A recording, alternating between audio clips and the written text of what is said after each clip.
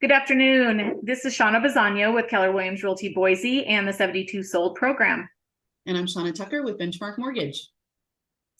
Shauna's going to go through interest rate buy downs. And you know what, Shonna, with that, I'm just going to let you go for it. Yeah, absolutely. Thanks. So yeah, this is part of our More House Less Money series. And today we are talking about a loan program called a 2-1 buy down.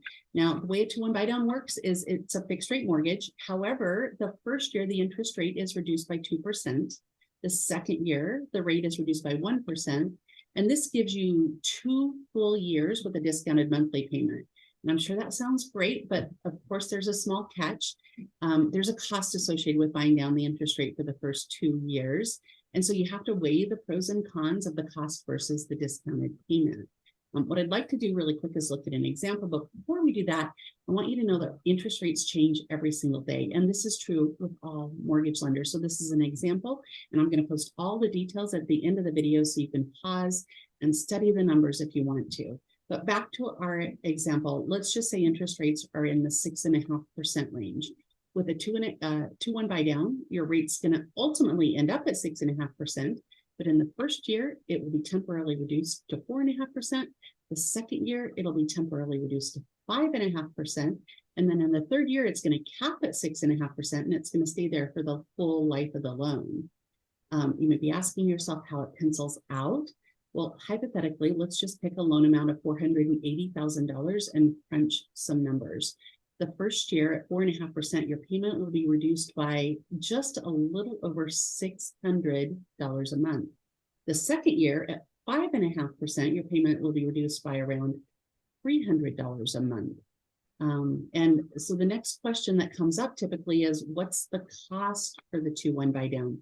Well, on the same scenario, a $480,000 loan, the buy down is going to run close to $11,000. And you may be asking yourself, how does a person pay for that? Well, if it's a buyer's market, and it isn't always a buyer's market, but if it is, one very popular way is to ask a seller to cover some closing costs. And yes, if you successfully negotiate seller paid closing costs, that literally means that the seller is helping to pay your mortgage payment for the first couple of years. Now let's compare. You and I always like to do this, Shonna. Compare, instead of asking the seller to cover $11,000 in seller paid closing costs, what if instead you ask the seller to reduce the purchase price by the same amount of $11,000? It's the same bottom line to the seller, but the corresponding reduction in price and loan only results in about a $56 a month reduction to your mortgage payment. So quite a significant difference.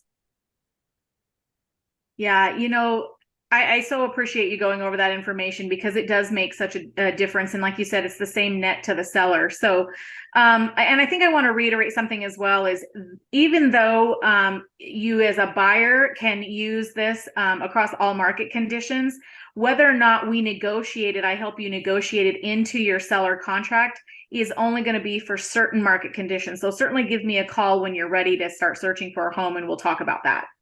Yeah, and then I want to acknowledge that every single person is different, right? They're all looking at different price points. Interest rates are changing all the time. So my team and I, we're always happy to run personalized numbers for someone based on the price point they're looking at, the down payment they're looking at, and where current rates are.